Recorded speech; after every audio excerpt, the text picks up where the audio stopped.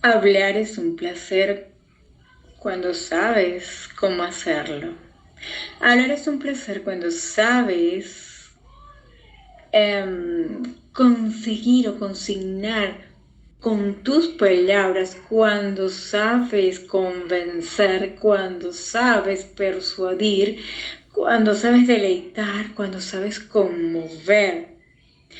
Y para el grueso de la población, sin embargo, hablar es simplemente una actividad más, pero para otra parte de esa población, hablar es un auténtico problema.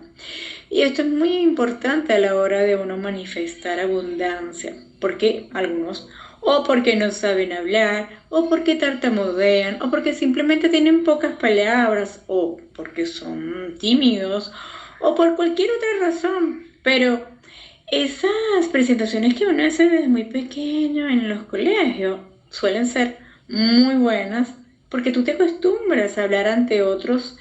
Desde pequeño se te va haciendo un poquito más fácil con esa práctica, hablar ante otros. Y la idea es que, bueno, que tú te nutras con estas reflexiones que vamos a presentar acá para que las pongas en práctica, para hablar en grupos pequeños, o para hablar en familia, o para hablarle a tus hijos, o para hablarle a tus compañeros de trabajo, o para hablar a través del internet, o para llegarle a tus seguidores, y para hablar en grandes auditorios, sea cual fuera tu objetivo en este caso, que permitimos que sea para mayor amplitud, que se te abre el abanico de posibilidades, también desarrollando esta capacidad de oratoria, te optimice esa capacidad de manifestar tu abundancia. Entonces, bueno, vamos a aprovecharlo al máximo. Voy a hablar de 6 consideraciones iniciales para hablar en público, para que cada vez lo hagas mejor.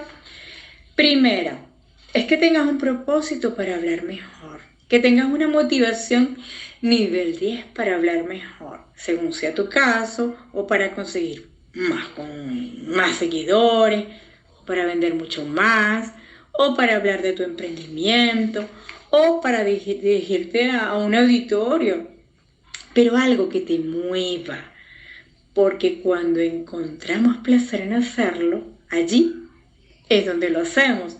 Si no viene de adentro ese deseo, solo hablamos con pasión cuando lo hacemos desde el corazón, con mística, con fuerza. Solo así buscamos perfeccionar esa técnica todos los días, un poquito más, cuando hablamos con un propósito claro para hablar bien.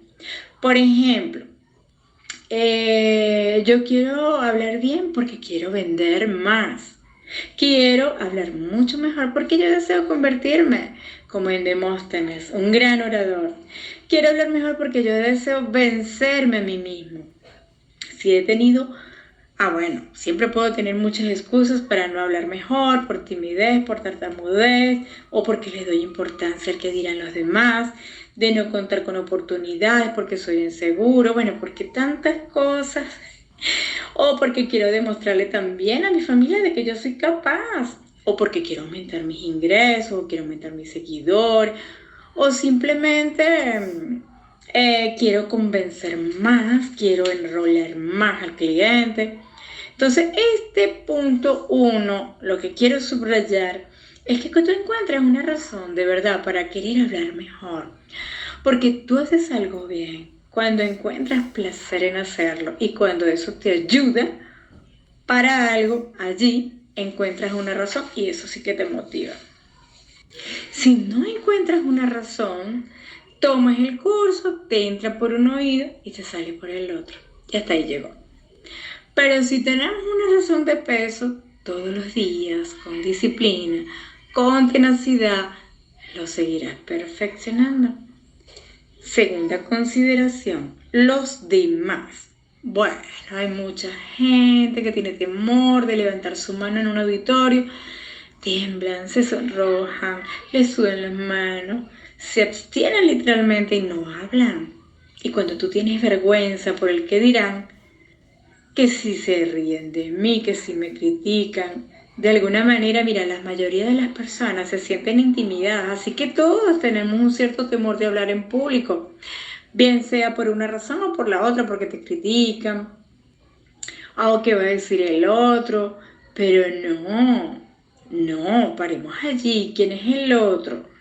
Siempre nos vamos a encontrar personas que hay que observar cuál es ese otro que me va a escuchar, que siempre se parecen de dos formas. Uno, que es la vaca blanca, que es el común, que siempre te va a criticar, hables bien o no, siempre encontrará razones para criticar.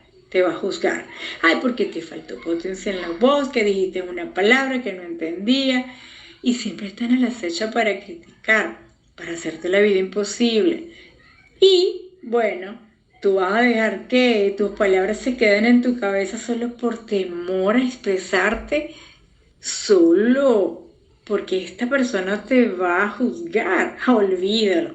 Tú no puedes permitir eso. Hago énfasis en eso. Que tú tengas temor por lo que diga el otro. No solamente está ese otro, también hay otro tipo de persona extraordinaria que así vea cómo tú sudas, cómo tiemblas, cómo te sonrojas, valora que tú te pongas de pie. Valora que tú des un paso al frente. Valora que tú vences tus temores y allí vences tu voz limitante interior. Tomas el micrófono, tomas la palabra y te diriges a un público. Eso es un ser extraordinario. ¿Ves? Que va a enaltecer tu esfuerzo. A esas personas es a quien le vas a hablar. Entonces, que no te dé temor, que si alguien te critica por hablar, sea lo que hagas bien o medianamente bien, o que creas que lo haces mal desde tu visión. Porque esos que te critican simplemente no suelen hacer nada, además no tienen el valor de hacer lo que tú estás haciendo. Y ellos no pueden fijar el rumbo de tu destino, no pueden influenciar en tu léxico, en tu prosa, en tu mensaje. Así que, ojo, preocúpate por la opinión de gente que sí esté cada día en realidad interesada por crecer y evolucionar. No prestes más atención a vaca blanca. Yo te recuerdo que solo la opinión de quienes te valoran, de quienes te entiendan, de quienes te comprenden, de quienes se han puesto en tus zapatos, en vez de juzgarte y criticarte, han valorado ese esfuerzo que hiciste en levantarte. A esos es a quien tú le hables. Tercera consideración, la lectura.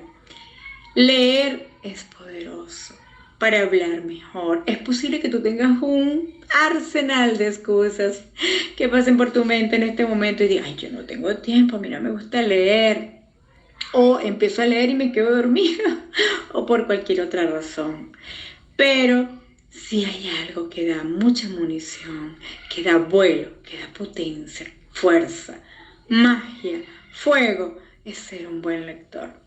Y no leer cualquier cosa. No nos tiene que gustar leer de todo. La idea es leer con 3 objetivos en mente. Leer para aprender. Leer para utilizar más palabras. Aumenta mi prosa, una prosa fecunda, caudalosa, envolvente, atrapadora, mágica. Y leer para poner en práctica muchas de esas enseñanzas en tus libros, en tus videos, en tus conferencias, en tus charlas, en tus ventas.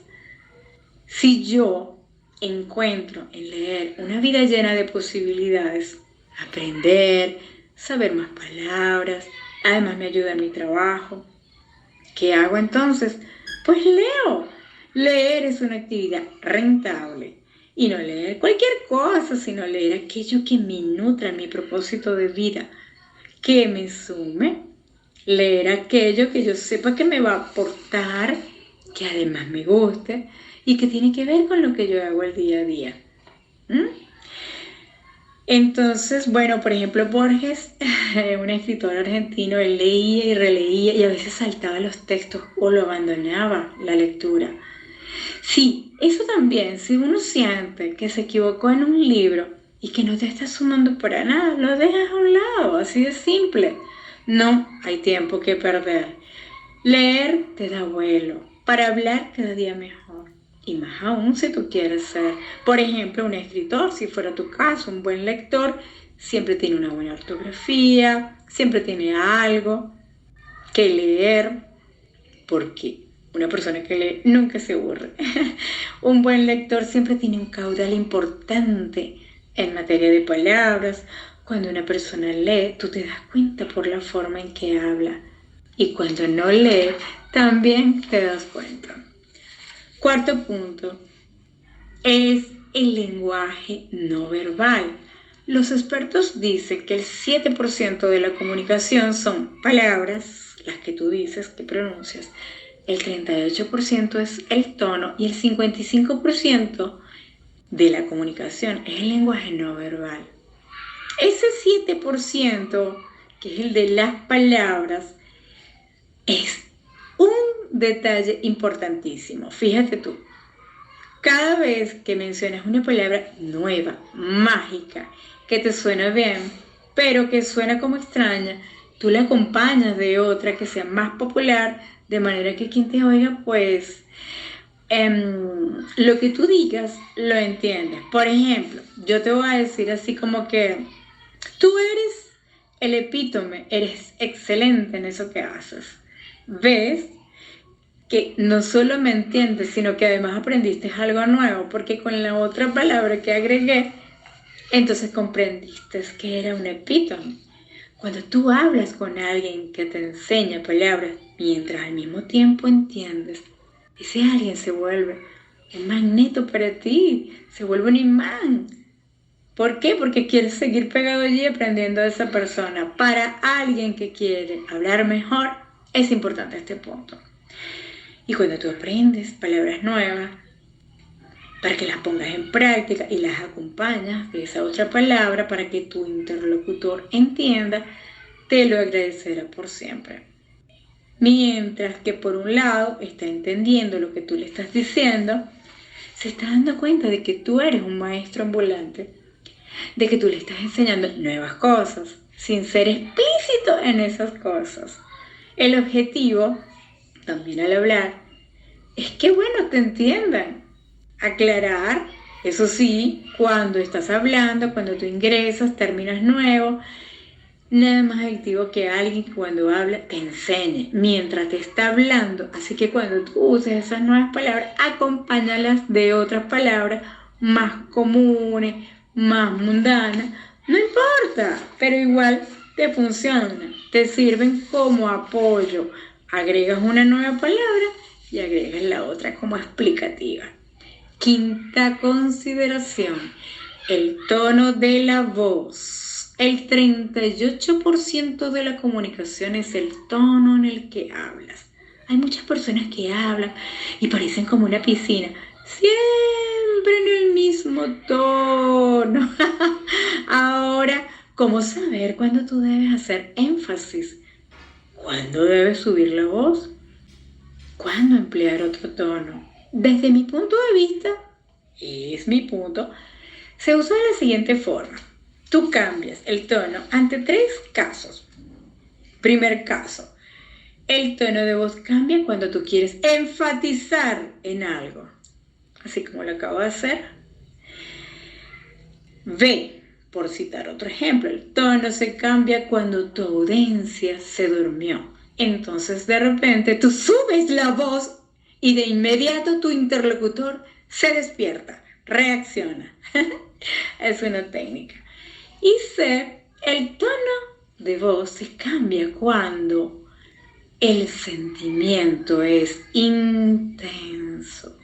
Nada más importante que sentir lo que estás diciendo. Solo hay pasión en tus palabras cuando hay pasión en tu interior. Es que se siente esa energía. Así que recuérdalo. Solo hay pasión y fuerza en tus palabras cuando hay pasión y fuerza en tu interior. Sexta consideración, valiosísima, escuchar. ¿Qué tiene que ver escuchar con hablar? Todo. En general, los seres humanos somos muy malos en escuchar. A silencio, si el interlocutor no ha terminado de hablar, simplemente no interrumpas.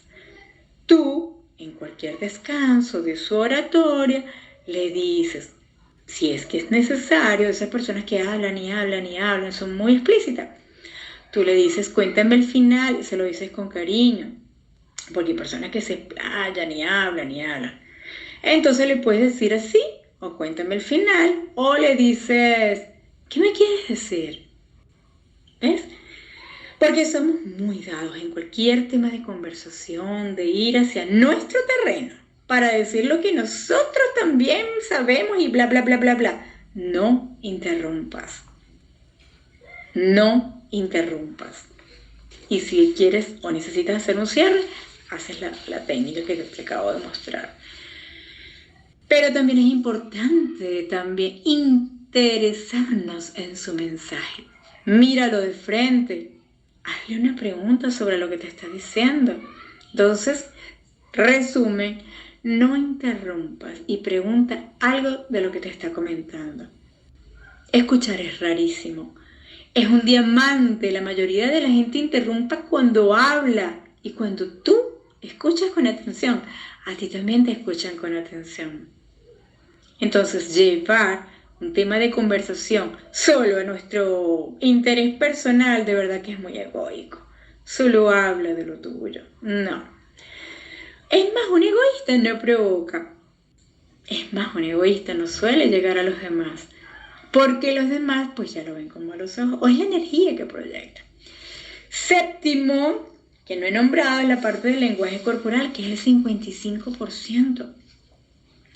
Según estudios de la comunicación, en el lenguaje corporal hay elementos muy claves y ya te voy a decir cuáles son los que están funcionando. Son pequeños detalles, pero son muy importantes. Pequeños tips que te pueden funcionar dentro de lo que es el lenguaje corporal. Detallitos como, primer punto, cerrar los ojos. Eso es potente porque cuando tú cierras los ojos por unos segundos mientras estás hablando, el interlocutor siente que quien le está hablando está absorto, metido en su tema, en lo que está hablando con pasión. Si hablas con sentimiento, te vuelves un imán. Segundo punto, hay un gesto corporal que también es ponerte la mano en el corazón cuando hablas, porque ponerte la mano en el corazón, e incluso las dos, o es un símbolo de que estás hablando con sinceridad, y no hay nada que atraiga más que un mensaje sincero. Es difícil que hables con esa postura en las manos en el corazón y que estés mintiendo. La verdad, quien tiene la mano en el corazón no miente. Tercer punto, o detallitos o tips, las dos manos abiertas. Cuando tú muestras las palmas de tus manos y estás hablando, estás mostrándote tal cual eres. Estás desnudándote intelectualmente con tu audiencia. Estás mostrando tus costuras. Estás siendo ejemplo y congruencia entre lo que dices y lo que haces. Esas dos manos abiertas y sobre todo las palmas es un gesto, sí, inequívoco, pues, de transparencia, de credibilidad, de sinceridad. Otro puntito, otro tips, mirar de frente. Quien mira de frente es transparente, se muestra, mira los ojos. Quien te desvía la mirada es muy probable que no esté siendo honesto, transparente, está mintiendo, está engañando. No quiero decir que no 100%, pero incluso hay una frase que dice, desconfía de quien no te mira a los ojos. Imagínate cuán importante es este punto. Pero tú, independientemente de este juicio, tú, subrayemos eso, tú ten la costumbre de mirar siempre a los ojos. Eso habla mucho de ti, de tu sinceridad, de que eres una persona que eres capaz de mirar a los ojos, frontal, porque cuando alguien desvía la mirada, no es frontal.